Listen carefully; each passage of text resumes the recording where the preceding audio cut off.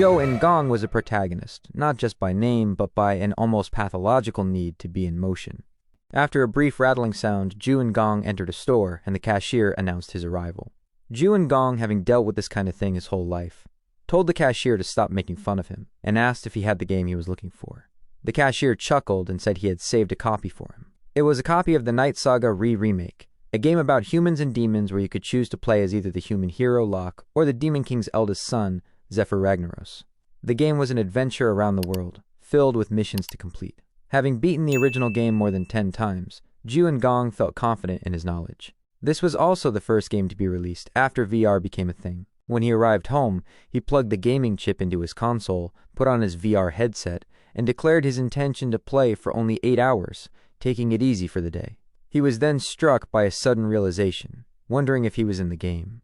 He thought it wasn't a real beginning if he didn't wake up in a bed. But then, he was confused by the character he had become. Suddenly, a voice called out to him, asking if he was still sleeping and telling him to hurry up because they were busy today. Zhu Engong was in awe, noting that the graphics were insane and that it was like real life. The ogre who had called out to him seemed confused and asked what he meant by, quote, graphics. Zhu Engong was surprised and wondered if he could talk to the characters, as he hadn't seen anything like that in the ads. He then hesitantly asked the ogre for his name. The ogre, who was named Karak, responded, asking him if he had already forgotten. He then turned and began to walk away, telling the Prince Shutra to hurry, as everyone was waiting for him. Zhou Engong was in a state of confusion, trying to process the fact that he was apparently Shutra Ignis, the Demon King's 9th son. He hadn't even had the chance to select a character. Thinking this should open his status window, he waved his hand, and it appeared. He wondered if he was required to play as Shutra for the first run, and he also noted how weak his stats were for a prince. Looking at his skills, he found a couple of weird ones, Conquest LVI and Protagonist Settings Adjustment LV1. He was perplexed, particularly by the second skill, and he wondered if it meant what he thought it did. Karak called out to him again, urging him to come out. Zhu Engong agreed and slowly stepped out, seeing a few more ogres outside. He was surprised to his core. He addressed Karak, asking what was up with the atmosphere, saying it felt like they were in a war. Karak dismissed his comment, saying it was nonsense, and told him to get going. They had to eliminate the Scarlet Lightning bastards. Zhu Engong was in a daze. Was their first battle going to be against a group of orcs who had formed a military uprising? He questioned Karak about taking only 10 people to a war, but Karak reminded him that they had discussed this yesterday and it was only a patrol. Confused, Zhu Engong asked if he had indeed heard that, and Karak questioned if he had eaten something wrong yesterday, noting how strange he was acting. Despite his confusion, Zhu Engong opened his status window again and was pleased to see a mini-map. He decided to keep it up at all times, finding it much more convenient. On the map, he noticed a hidden path and wondered if it was an event. Karak had been considering the route ahead, thinking it would take forever to get to where they were going. So Zhu Engong said he knew a much faster route, and told everyone to follow him. They went through bushes and over mountains on a long journey. When they finally arrived in front of a door, everyone was clearly exhausted. Karak, breathing heavily, asked how he found the place, wondering if he was a mage. Zhu Engong, also breathing heavily, dismissed the idea. Karak noted that he looked really tired, and Zhu Engong admitted to himself that he didn't know a level 1 character would be so unfit. Zhu Engong then suggested they check if the door would open, but suddenly his body started to glow. A notification popped up that he had leveled up. He couldn't believe it. He had leveled up just from walking. Plus, all his stats went up by 2, and he had 2 extra points. It was insane. Karak then told him to hurry up, and Zhu Engong replied that he was coming. He thought to himself that he didn't know what might be in there, but at least he wasn't alone. More importantly, he looked at his Protagonist Setting Adjustment LV1 skill and saw a new description. The protagonist has plot armor. Deeper inside the cave, Karak mentioned that the dwarves must have dug it. Zhu Engong, surprised, said he thought they didn't have any dwarves. Karak said they used to exist, and Zhu Engong asked if they had all moved out of the demonic realm. Karak replied that he didn't know and had only heard about it. Suddenly, they spotted a gold mine. They had struck gold. Karak believed that the stupid dwarves must have left behind all their weapons, and he told everyone to take everything, even if it was heavy, laughing maniacally. Zhu Engong stood in front of the space, looking at the weapons, only to see notifications pop up. Your level is not sufficient, your strength is not sufficient, your magic is not sufficient. Pissed, he decided he would still take them anyway. He looked for a way to store them in his inventory and found that he just had to touch something and think about taking it. He then saw something strange on his map and screamed for everyone to back off. Confused, they watched as the wall cracked and an explosion burst open, sending everyone to the ground. A group of red goblins appeared, and their general, Kai-chan, stated that they knew they would come this way and told them to kill them all. A brawl immediately erupted, and bodies began to pile up. Ju and Gong stared at the chaos, wondering what he should do. He thought he should at least steal their kills to get the express, still basically treating it as a game. He lashed out with an attack, but his sword shattered instantly upon hitting a goblin. The goblin glared at him, and Ju and Gong, scared to his core, began to run. The goblin chased him, and he tripped and fell, watching his HP gauge drop tremendously. The goblin caught up to him and was about to deal the final blow. Ju and Gong screamed like a baby, but then Karak came to the rescue, acting as a shield. Karak told the prince to move. Ju and Gong's hands were still shaking. He told himself it was just a game. He then stated that he couldn't do this, and that he'd had enough for today. He opened a screen that asked if he wanted to go to the menu, thinking that it was way too real and scary. He looked at his skills and saw a shocking message. You do not own any skills yet. He glared at the screen in shock as he realized that there was no option to end the game. He wondered if he was trapped in here. In the distance, the goblin sighted him and used magic to launch rocks at him. All Ju and Gong could think was that he couldn't die here. The rocks hit him and he fell to the ground, barely able to breathe. He watched the goblin run toward him to deal the last attack. It was bad. His HP dropped to the last bar upon impact, and he died. Ju and Gong awoke in a dark, confined space. He wondered where he was, convinced that the orcs had taken him down. He mentally panicked, asking himself if this was what it felt like to be dead. Suddenly, a bright light appeared before him, and a beautiful lady spoke. She told him that he was a fated existence, and his mission was to conquer, enslave, and then rule. He was utterly confused, as that was the only instruction he received. The scene returned to a battlefield filled with red goblins and ogres fighting fiercely. Their leader slowly walked forward and remarked that the enemy was either ignorant or stupid to come with such a small force. He ordered his troops not to waste any time and to kill them all. Just then, Ingong woke up, rising from his supposedly dead state. The red goblin's leader was shocked, wondering what had just happened and if it was an awakening. He couldn't believe Ingong was still alive. A notification popped up, informing Ingong that he had learned the skill of telekinesis. He was flabbergasted, wondering how and when he had acquired the ability. As he heard the red goblin's thoughts, he realized he had acquired a subclass, Knight of Conquest. The goblin leader screamed at his troops, commanding them to kill the bastard at once. Just then, Karak spotted the prince and yelled for everyone to protect him, saying the prince must not be harmed. The troops immediately rushed to surround Ingong. He, in turn, pondered his new subclass. He knew Knight of Conquest was not a standard knight class, so he couldn't understand why he had it. It felt oddly familiar, as if he had always known it, and spells kept echoing in his head. Suddenly, his body moved on its own, and he slammed his sword into the ground. A voice echoed in his head, declaring that the power of conquest was the power of a king. A surge of energy entered the ogres in front of him. A new notification appeared. Conquest skill, under the king's banner LV1, which provided buff effects to allies within a designated area. The ogres roared, feeling their strength overflowing, and began a fierce counterattack, sweeping through the enemy. The red goblins were confused, wondering what happened and glaring at Ingong, thinking it must have been him. The leader attempted to attack Ingong and told him to stop, but Karak intervened, blocking the attack. Karak then dashed forward, slicing through the goblin leader in an instant. The goblins panicked when they saw their boss's head on the ground and began to run away. Ingong's troops yelled for them not to let a single one escape. Ingong received a series of notifications, stating that the general's merits were for his king, and that he had leveled up multiple times. He stared at his stats, bewildered by his level increase. Karak stood behind him, also confused, wondering what exactly this power was and if it was because of the prince. Later, back at the base, Ingong sat in his camp, panicking because he couldn't find a logout button. He tried to calm himself, thinking of two possibilities. The first was that he was trapped in a virtual reality and a critical bug had occurred, which would be fixed with an update. The second possibility, which he admitted sounded insane, was that this was reality, not a game.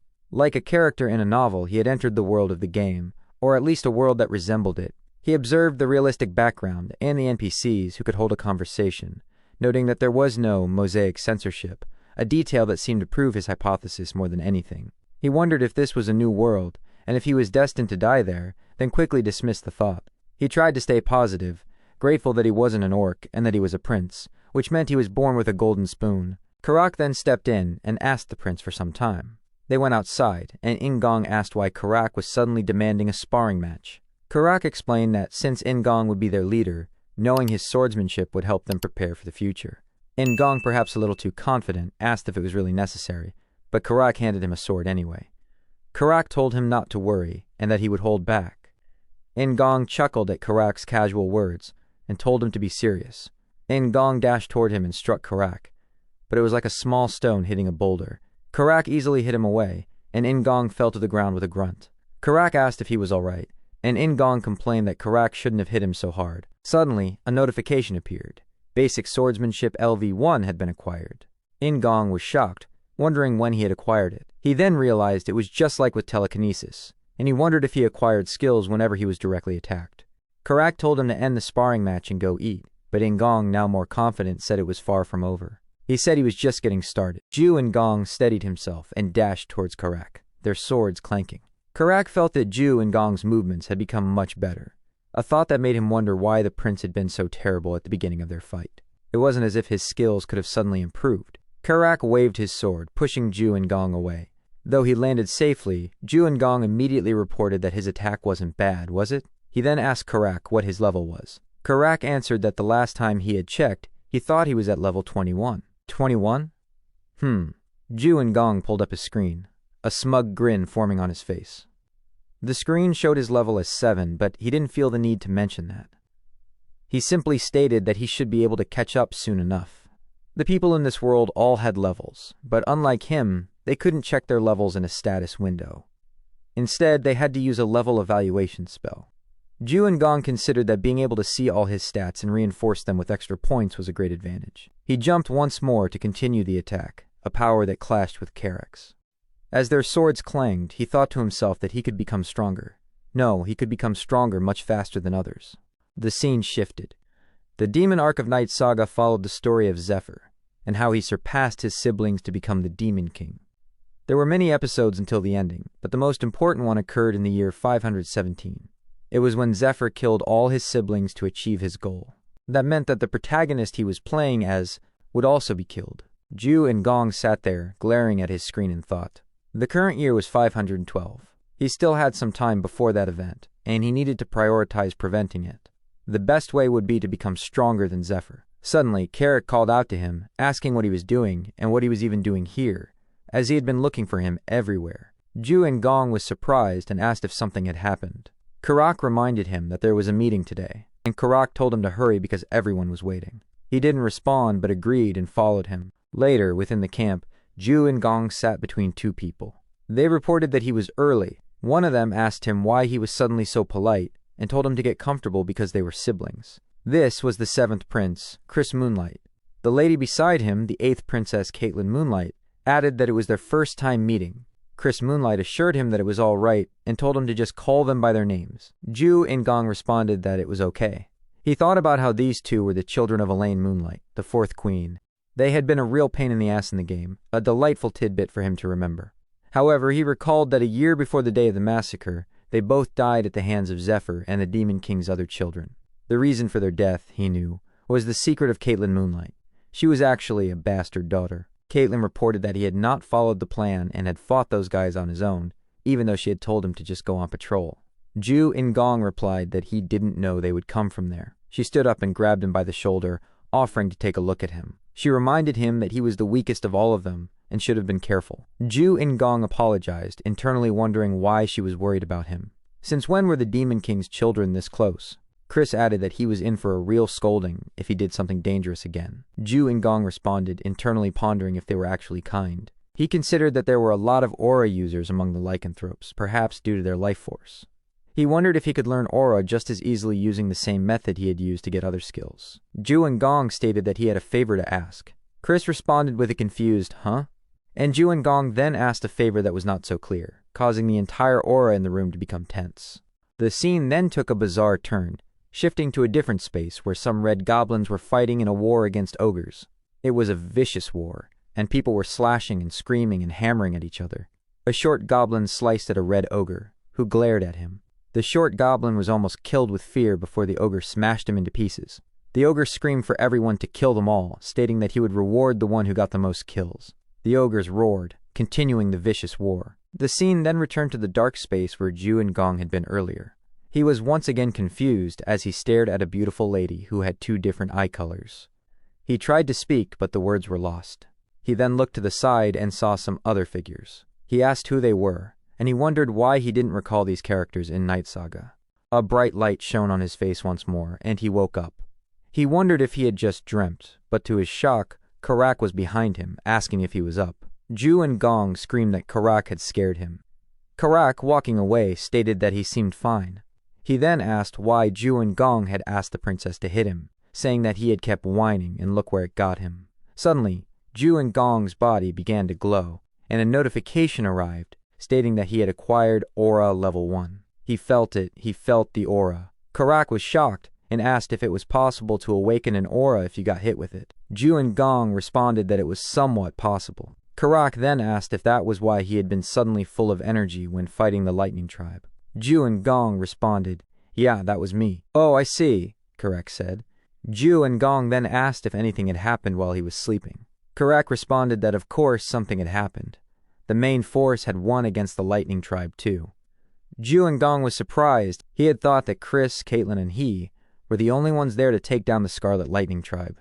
Karak responded that there was no way, asking if he knew how big that tribe was. Ju and Gong then asked who had been in charge. Karak responded that General Bandal had been in charge, one of the strongest guys out there. Ju and Gong's thoughts continued. He recalled that General Bandal became Zephyr's subordinate in the year 515. He wasn't Zephyr's subordinate yet, which meant Ju and Gong could take him for himself first. He knew all there was to know about him, the rewards he liked to receive, the food he liked, his talents. But the most important part when bringing him to your side was to defeat him in a duel. Ju and Gong concluded that he should be able to take Bandal as his subordinate before Zephyr. It was worth trying. He still had a lot of time. "First, Bandal, you are going to be my subordinate," he said this, smiling ominously and planning for the future. In Caitlin's camp, a loud voice echoed. Chris was shocked, mentioning that Ju and Gong had reached the first level of aura explosion in just a day. And Gong responded that it was a given, as he had put all his points into aura, thinking to himself that it wasn't a rushed decision either. Aura moves generally improved one's physical capabilities, which was better than having telekinesis. Chris mentioned that that was impossible, asking him if it was because he was a Gandharva. He then called out to Ingong by his native in-game name, Shutra, asking if he could make an underground map too. Ingong asked what that was, wondering that he couldn't, but did have his mini-map. Chris responded that that was simple, and asked to borrow a pen and paper. After a while, Ingong drew a map. Chris was surprised, saying that it was more detailed than his own map. Ingong thought that it couldn't be more detailed than the one he had. Chris laughed, calling him a genius. Caitlin mentioned that since the guys in the Scarlet Lightning Tribe they had come across were all dead. The guys coming didn't know they knew about the underground tunnels. Chris responded that they should be able to ambush them if they utilized this, and then mentioned that there was something else he needed Ingong to do. A while later, Ingong was walking side by side with the goblins. Karak mentioned that their mission was to patrol the area again. Ingong responded that he had no choice, as he was the youngest of the siblings. Karak responded that it was a good thing they had reinforcements, and that it was all thanks to their hard work. Ingong then spotted 2 people in front of them, his sister and the mysterious other lady. He asked his sister about her robe, and she shushed him, mentioning that she was following him in secret just in case something happened. She said she would only step in if things were really dangerous, since it needed to be his accomplishment. Ingong thought to himself that his sister was going to support him like that, and wondered if she was stupid before laughing and agreeing. The other lady mentioned that she was Sarah, the adjutant, and that it was nice to meet him. Ingong responded that it was nice to meet her too. Sarah mentioned that they would keep up and he shouldn't worry about them, and they continued on. They continued into a cave where they spotted some chests. They wondered why all the caverns were empty, and assumed the dwarves had taken all their valuables when they moved. Ingong then asked what about the weapons they had gotten last time. Karak mentioned that he guessed they weren't considered valuable. As they continued inward, Karak mentioned that he thought something was coming their way. Ingong responded that he heard it too, checking his map and spotting a multitude of people coming their way. He concluded that it must be them. He then called for his inventory, looking at the potion there, and thinking that he had taken this flash spell item just in case this happened. He brought it out and told everyone to close their eyes when he gave the signal. Karak was confused, but did not question it. Suddenly, just in front of them, some eyes began to glare, and spiders walked out through the tunnel. They were stone spiders, monsters that often appear in caves. They were also always in groups of dozens, and possessed a very strong presence, and had a strong paralysis poison. "Close your eyes," Ingong screamed, and everyone closed their eyes as he tossed the bottle ahead. The bottle shattered, and a bright light shimmered, blinding all the insects in front of him. He thought to himself that stone spiders were rendered useless if they were exposed to light because they lived in the dark. Ngong then shouted for everyone to attack and kill the spiders, and the ogres immediately dashed in, roaring ominously. They slaughtered the spiders in what was almost an uneven march. Ngong stood behind them, watching. He checked the map, noticing that stone spiders hunt in groups and that groups are born to have a leader. He called out to Karak, asking him to follow him, saying that they would go to the boss. Karak followed him, and they ran through the space. On getting inside, a massive creature with multiple eyes roared at them. Karak jumped up and attempted to slash it with his axe, but it dealt no damage. He was shocked, thinking that the exterior was so hard. Ngong said that he had forgotten, and that the axe wouldn't pierce its exoskeleton. He thought that its weakness was fire, but he couldn't use fire-type magic here. The creature roared fiercely. Ngong then shouted to Karak, asking him to use fire and that it was weak to fire. Karak responded by asking where he was supposed to get fire. Someone then called out to Ngong, telling him to raise his sword, and he did just that. Suddenly, his sword burst into flames, and he was shocked. Looking back, he saw that his sister was the one that had infused fire magic into his sword. The creature was about to attack Ngong, but he steadied himself. He dashed forward, and using the burning blade, he sliced through the giant creature. Ngong watched as the giant spider, now a pile of burning embers, flickered out. Suddenly, his body began to glow, and a notification appeared before his eyes, announcing he had leveled up. Not once, but twice. The man was now a whopping level 9. His sister, Caitlin Moonlight, called out to him, asking if he was all right. She wondered what that sudden flash of light was. Ngong, being the smooth operator he was, casually brushed it off. He said it was a blessing, and not to worry since it happened sometimes. A blessing? Caitlin asked, raising a perfectly sculpted eyebrow. From Grandava? Oh yeah, from Grandava. More importantly, Caitlin asked if he had ever fought creatures like that before.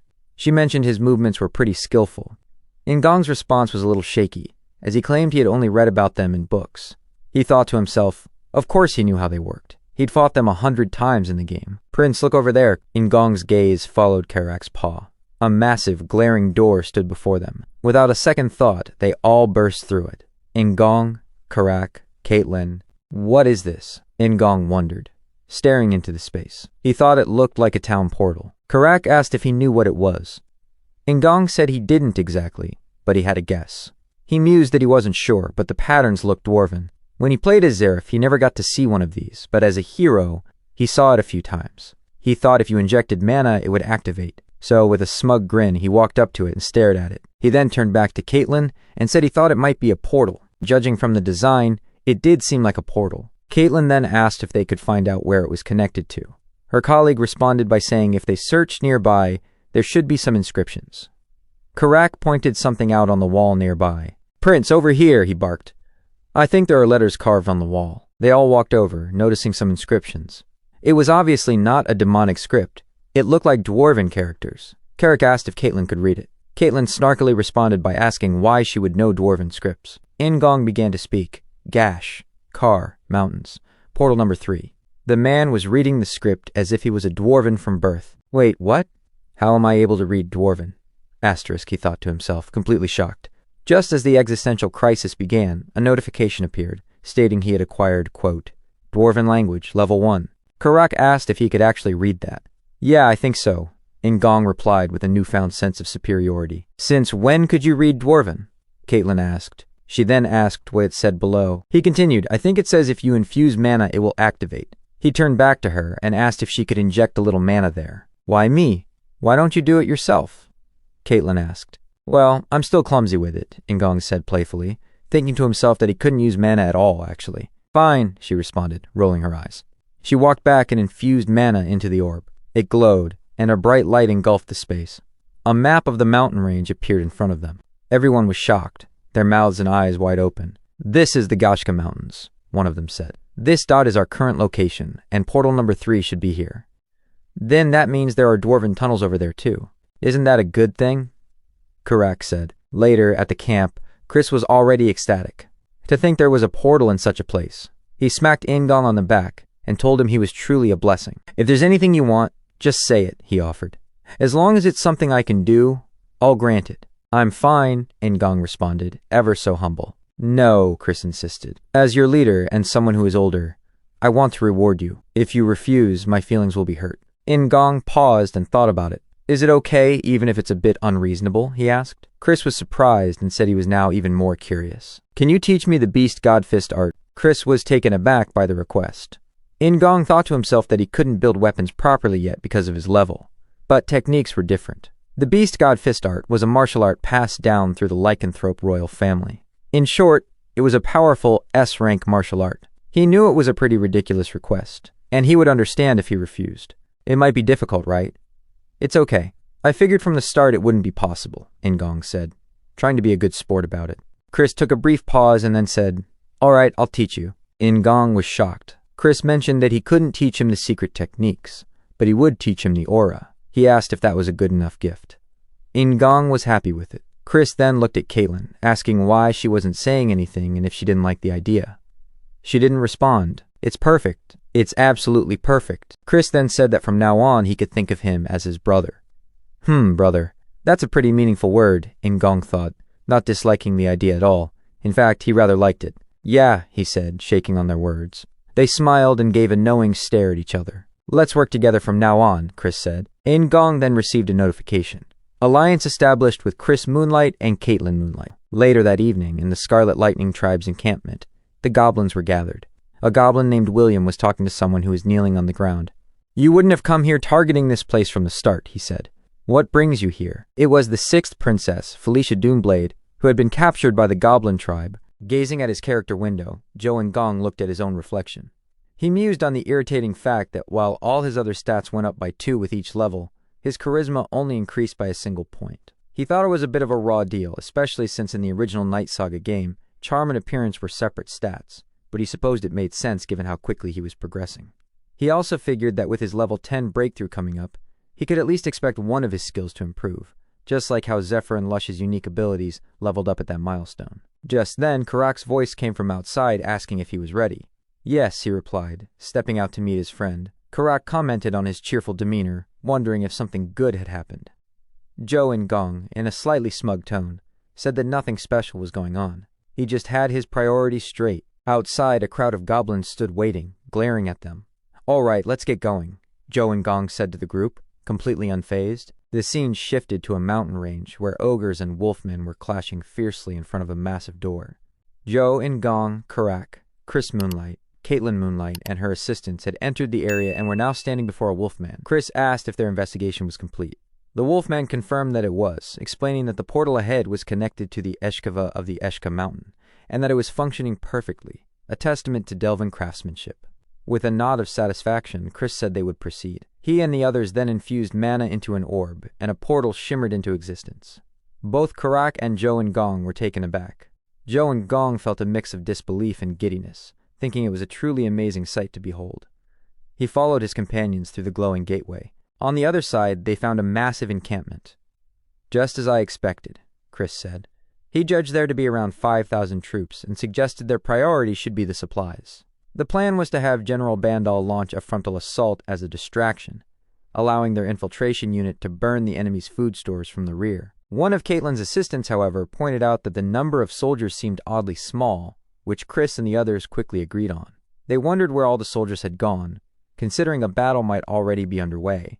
Joe Ingong, looking around, spotted some figures high up in the mountains and said it looked like a skirmish was happening. Chris told Joe Ingong to focus his aura into his eyes to get a better view. Joe Ingong's enhanced vision showed him a battle taking place, and he marveled at his own heightened senses. Caitlin asked him who the other fighters were, and Chris was quick to mention that those were not General Bandal's men. They were not supposed to be fighting today. Joe Ingong announced that the other party was Dark Elves, pointing out their small stature and the fact that they were riding Dracos. Chris noted that they were in retreat. He questioned if their commander had fallen, as they were fleeing at an incredible speed. Karak, always a bit slow on the uptake, asked what was going on. Joe Ingong, meanwhile, wondered what the Dark Elves were doing in the camp in the first place. They established a connection with General Bandal through a virtual communicator. Bandal said that he had heard they found the dwarves' portal and praised Chris, who immediately corrected him, stating that it was the 9th prince, Joe Ingong, who had gotten lucky. Bandal, seemingly unbothered, said that this time, Joe Ingong would finally be rewarded properly at the Demon Castle. Chris asked Bandal about the small fight in front of the Lightning Tribe. The general said it was probably the Dark Elves, who had apparently decided to join the battle on their own. Chris asked if they weren't reinforcements from the Demon King's castle, but Bandal responded that it was hard to say. The general, a true killjoy, then mentioned a bigger issue. Bandal told them that the leader of the Dark Elves' independent unit had been captured by the Scarlet Lightning tribe. Chris was shocked, realizing that the reckless skirmish was because of this. The sixth princess, Felicia Doomblade, was the daughter of the third queen, Sylvia Doomblade, and the twin sister of the fifth prince, Sylvan Doomblade. In the game, Felicia and Sylvan both belonged to the faction of the fourth princess, Anastasia Necreon.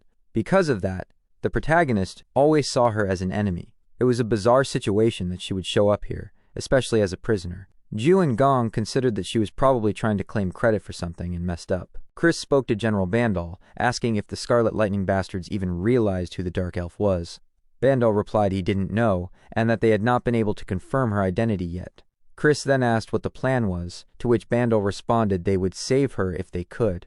When Chris asked about negotiations, Bandal mentioned that they could talk if the enemy made the first move, but he had no intention of bowing down first.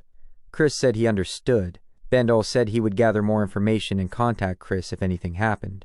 After the call ended, Chris mused that their oh-so-brilliant older sister had become a prisoner. Caitlin Moonlight, her sister, insisted they had to save her if she was still alive. Chris acknowledged that would be nice, but added it wouldn't be easy. He worried that if they tried to rescue her, they could end up suffering losses themselves. Caitlin, shocked, yelled that they would save her and had to, because she was their sister. Chris paused, then said he knew that but seemed hesitant to act. Ju and Gong watched them both, silent, and thought to himself that it was odd how unconcerned Chris seemed about rescuing Felicia. Perhaps something had happened between the siblings. Later they all gathered around and Chris laid out the plan. When General Bandal lured the Scarlet Lightning tribe's main force away, they would strike the enemy encampment from behind. Chris planned to charge straight into the center of the base to cause as much chaos as he could. He told Caitlin and Ju and Gong that they would each lead their own squad to carry out the mission.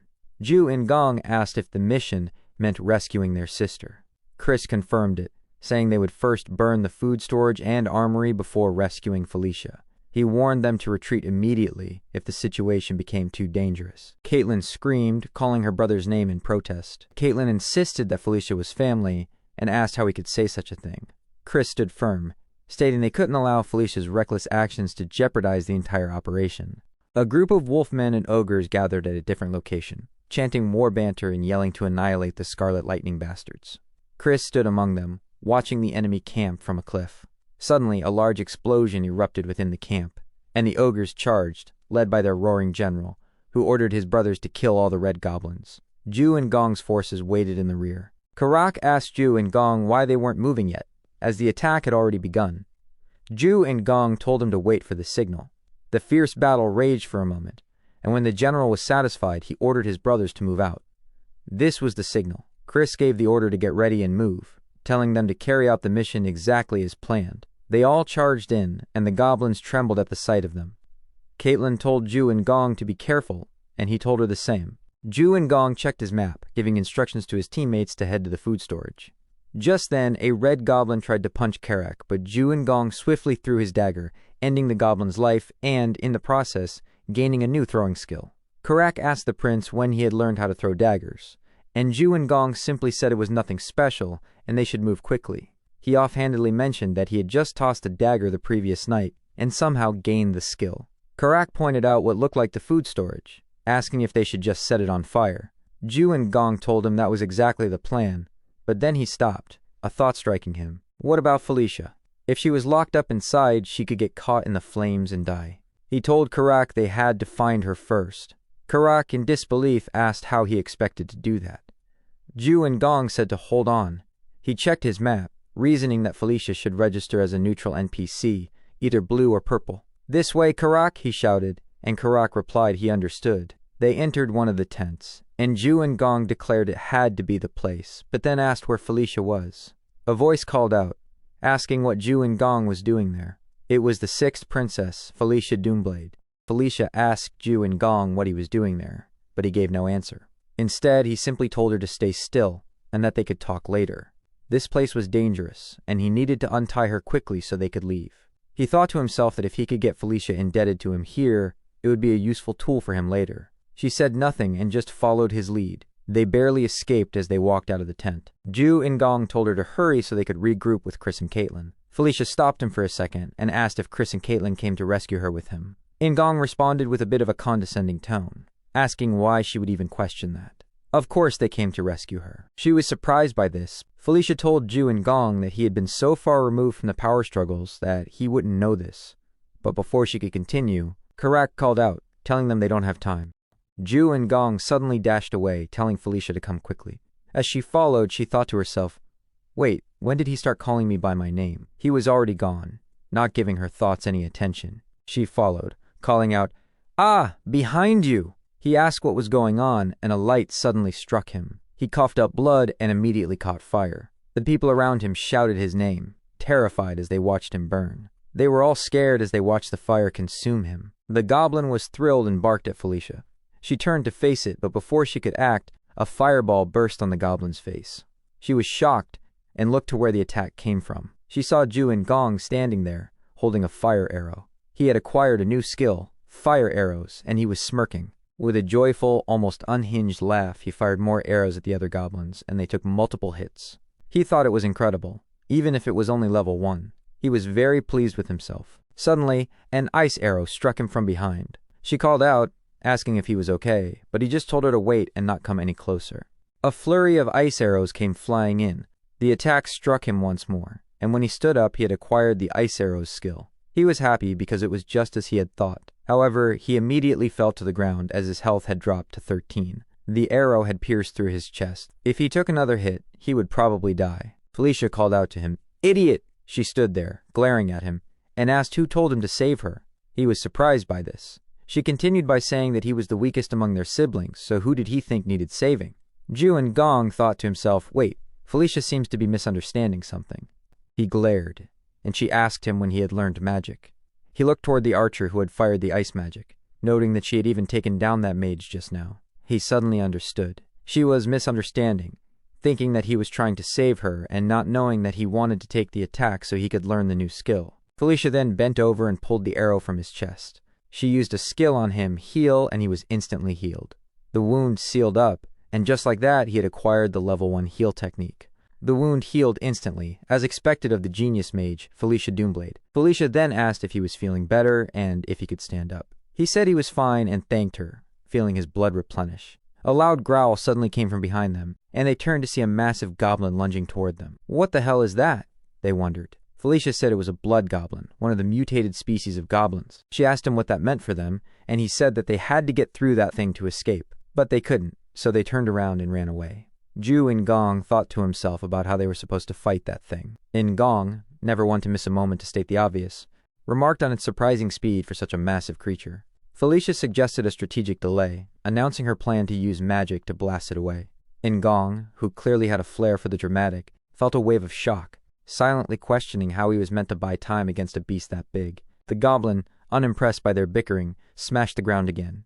The group jumped in a flurry of panic. Finally, Gong decided it was a good idea to put on a brave face, declaring he would somehow outgrow the situation, and told Felicia to get her magic ready. He called out to Carrick, asking where he was, and Carrick responded with an equally loud yell.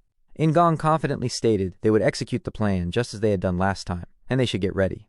He pulled it out, slamming it into the ground with a theatrical flourish. With a yell, he used his skill, and Carrick, feeling the power course through him, roared and leaped at the red goblin. The goblin was momentarily startled by the attack. Karak unleashed a flurry of blows, giving Felicia all the time she needed to prepare her magic. She flew to the goblin's back, her eyes narrowed in a cold glare. She unleashed her skill, launching the goblin into the air before slamming it back down to the ground.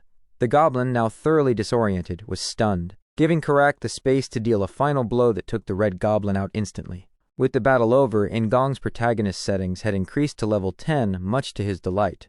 Thanks to the effect of his level 2 settings, a new passive skill had been added. He stared at the screen and gleefully declared it was time to open his gift box. The skill, Battlefield Protection Level 1, was the classic Stormtrooper effect. For those unfamiliar with the term, it's the phenomenon where a barrage of projectiles mysteriously miss their target, a phenomenon everyone has seen at least once. With a skill like this, Gong could now replicate the ultimate protagonist plot armor, a concept so absurdly lucky it could only exist for him. Suddenly, the red goblins roared and dashed towards them, and Felicia, with a hint of exasperation, shouted to Ingong to do something, as the enemies were still swarming. They hadn't even had a chance to run. She turned back and hurled a magical attack at them, briefly pushing them away. Ingong watched her and smugly thought to himself that it looked like magic, but it was, in fact, a spirit. He knew that whether a dwarf or an elf was still an elf, and Felicia was no ordinary mage. She was a born spirit summoner. Then, with the kind of hope only he could muster, he wondered if he could somehow get hit by her attack and gain her skill for himself. A brilliant yellow flare suddenly burst above the group, and they all looked up in confusion. Karak, with a completely serious expression that was almost comical, said that they should all take off their clothes. The protagonist immediately understood that the yellow flare was the retreat command, and it looked like Karak was simply lost in translation. Karak asked what they should do, and requested an order from the prince. Ingong looked back at Karak, a bit hesitant, and said that he and the troops should fall back. He explained that he needed to go to Caitlin. Karak looked confused and asked what he meant, then immediately said that he would go with him. Ingong explained that there must be a reason for the retreat order, and instructed him to just do as he said for now. As Karak seemed to waver, Felicia walked in and declared that she would go with Ingong. She said she couldn't stand owing people and wanted to take the chance to repay her debt, adding that she still had business with those pigs. Ingong simply glared at her before Karak, still confused but dutiful, asked him to be careful. He promised they would be waiting above. Ingong said that he understood and would see them in a bit. As they walked away, Felicia asked him if he really needed to go to Caitlin. He responded that they never knew, and the sudden retreat order seemed suspicious. Felicia wondered aloud if Caitlin had been caught by guys like these. Ingong said that he had no thoughts on the matter and hoped not, so they could all go back together. Felicia told him that he seemed really worried about Caitlin, to which he replied that it was only natural since she was his sister. He then thought to himself that it was more because of their alliance, of course. Felicia seemed to glare at him, though she didn't see anything. The scene then shifted back to where the red ogres were charging. Caitlin was not just fine, she was a one-woman army, swiftly dashing and landing precise attacks on each of them, taking them out. She turned her back, and they all exploded in a rather theatrical display. The other ogres seemed undeterred and pushed forward, but she simply jumped out of the way, created a sword out of thin air, and sliced them apart. Just behind them, Ingong and Felicia stood there, looking thoroughly useless and quite puzzled. Felicia told them, with a hint of smugness, that it was just as she thought. Caitlin was perfectly okay. Ingong thought to himself that there was nothing to worry about after all. Caitlin then asked them why they hadn't retreated and why they were there. Ingong responded that he came to save her, or maybe to help her, and it looked like there was no need.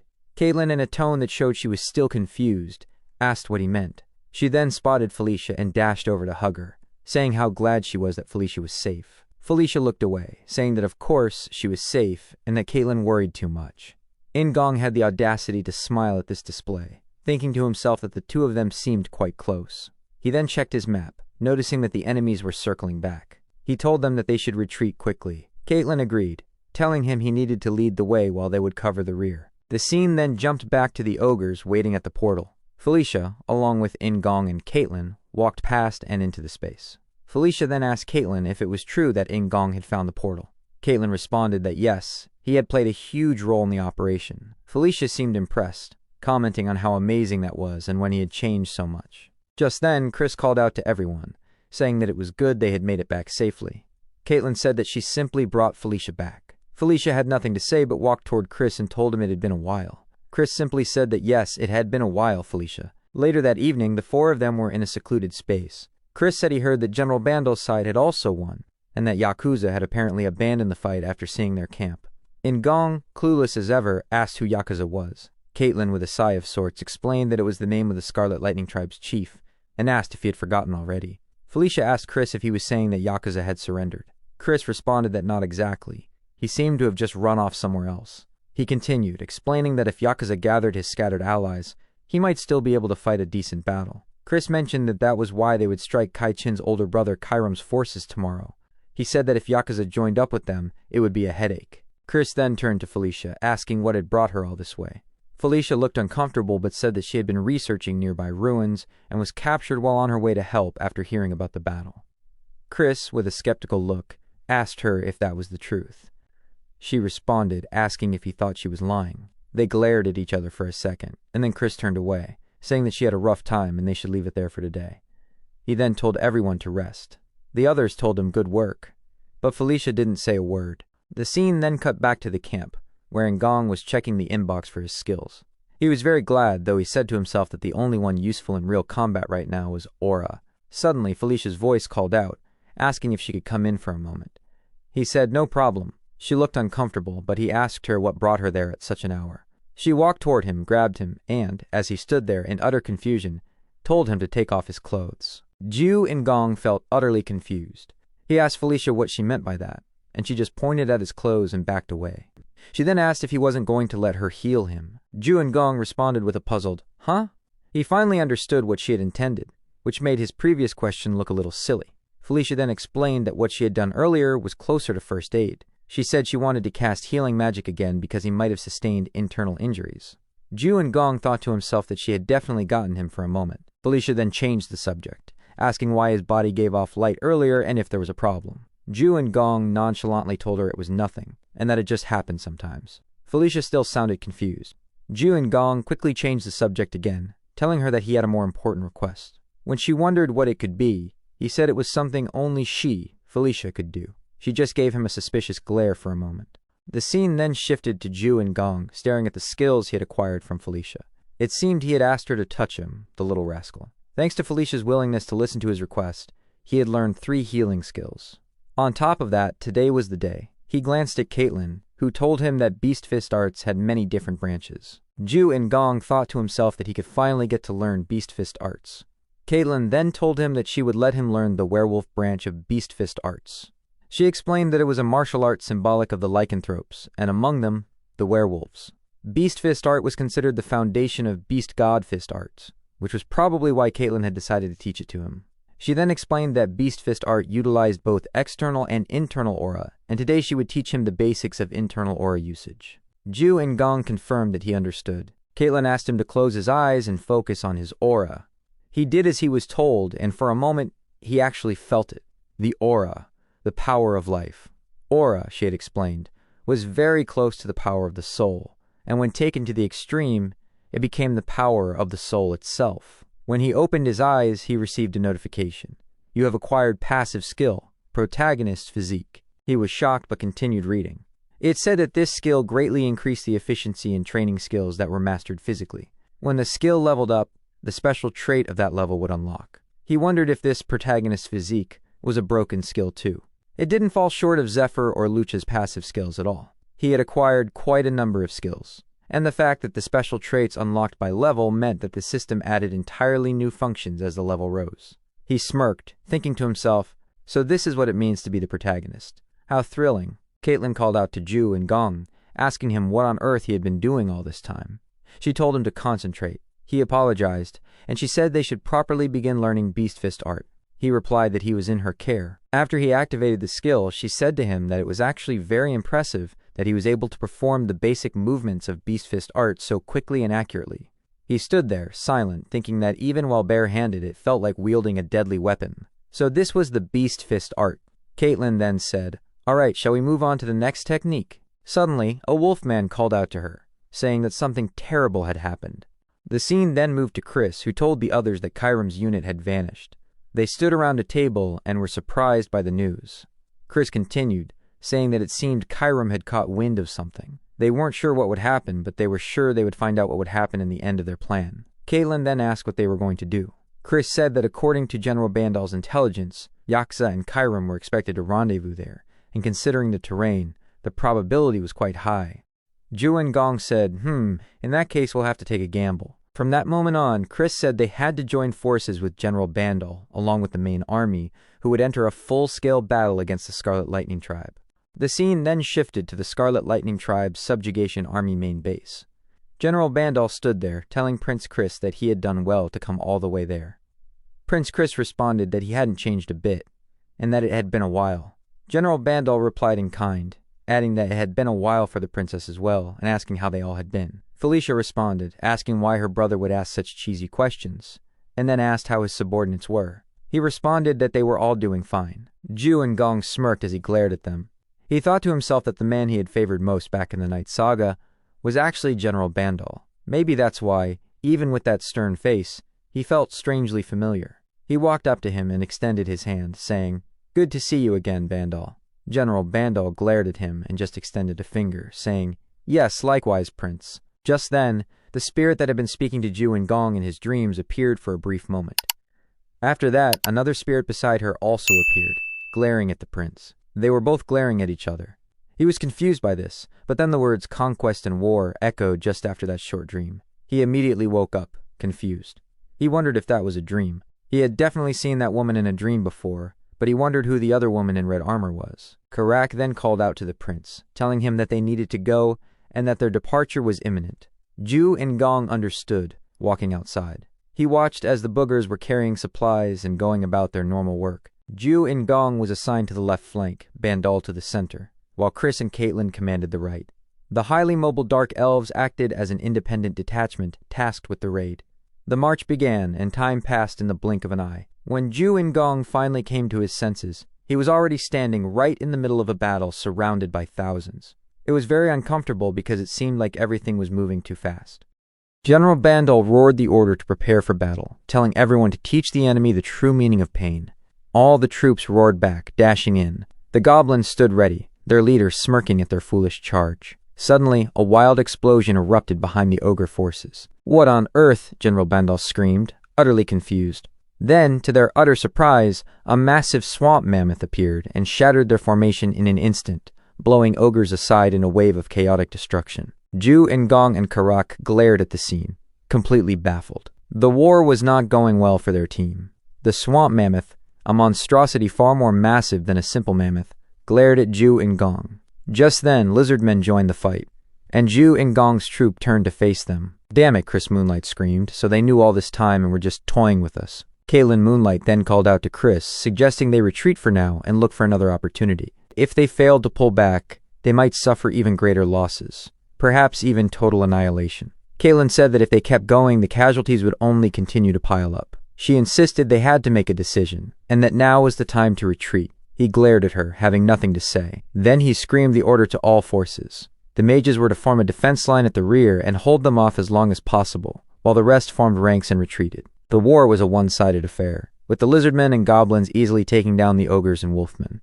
A lizardman then roared and leaped at Ju and Gong, but Karak, who seemed to be having none of it, slashed the creature from behind, making it fall to the ground. He then shouted at Ju and Gong, telling him to get a hold of himself and that a single wrong move would kill them all. Ju and Gong responded with an all right. He thought that Karak was right and that this was no longer a game. Chris was also doing his best to calm the situation, dashing around and hitting goblins. He screamed that everyone must survive and return alive, that they were not to die on him. The scene then took a change of pace to where some elves were healing the ogres. A very annoyed Chris said that this was his negligence and that he should have suspected something. General Bandal mentioned that it was already done, and their only option was to either withdraw completely or request for reinforcements from the Demon King's castle. A defeated-looking Chris said that was what they must do. He said he could not let his subordinates be dragged to their deaths just because of his pointless pride.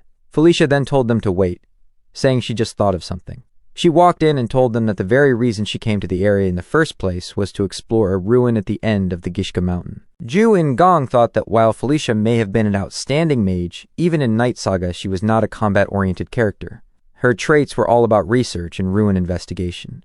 Felicia continued, saying that for a long time she had been studying a ruin that was said to have existed within those mountains for 1,500 years, or rather, the lair of Enkidu, the Earth Dragon. Enkidu, a dragon born from magma, used numerous treasure guardians, including the dwarves that once lived in the Gishka Mountains, to protect his lair and hoard. Enkidu also bestowed weapons on them for this purpose. Felicia then said that the anvil that gives birth to thunder was a relic that not only allowed one to control the chimeras created to serve as treasure guardians, but also cast any skill magic. She then slammed her hand on the table, saying that if they wanted to win, their only option was to find it. Thanks for watching, guys. If you made it to the end, let's comment the protagonist's name for the series down below. Hope you remember it. See you on the next one.